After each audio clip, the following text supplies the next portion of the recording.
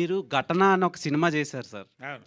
నిత్య మేనన్‌తో అఘాయిత్యం చేసే సీన్ అవును. ఒకటి. 2 సార్లు రేప్ చేస్తాను. అది. నిత్యామేనన్. ఆ రేప్ సీన్ చూసి నాకు చాలా భయమేసింది. యెస్. ఛీ! ఏంటి ఈయన ఇలాంటోడా అనిపిచ్చింది. అవును. ఈ సినిమా చూసిన తర్వాత ఓకే. ఈయన కూడా ఫ్యామిలీ మ్యానే అన్నట్టు మోడిఫికేషన్, ఆ ట్రాన్స్‌ఫర్మేషన్స్ నచ్చినాయి క్యారెక్టర్స్‌లో. అవును. సో మీరెలా అగ్రీ అయ్యారు ఆ రేప్ చేసే సీన్స్‌ని?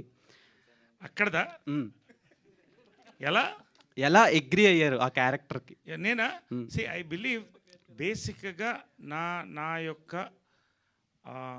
ఎయిమ్ నేను క్యారెక్టర్ యాక్టర్‌గా స్టార్ట్ అయినప్పుడు ఎస్వి రంగారావు గారండి.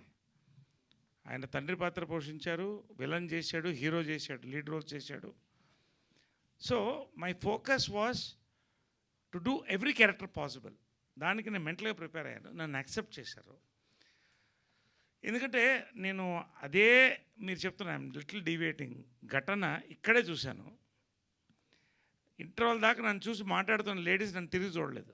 That is the success of the film. Count Dracula చేసిన తర్వాత క్రిస్టఫర్ లీ, కౌంట్ డ్రాకులా చేసిన హీరో, అతని పెళ్ళ అతను డైవర్స్ చేసి వెళ్ళిపోయింది. అంటే మళ్ళీ నాకు డైవర్స్లో వద్దు ఇంకా.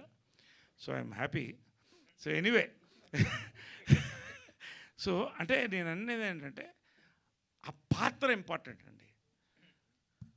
అంటే ఆ people are educated, they are enjoying it.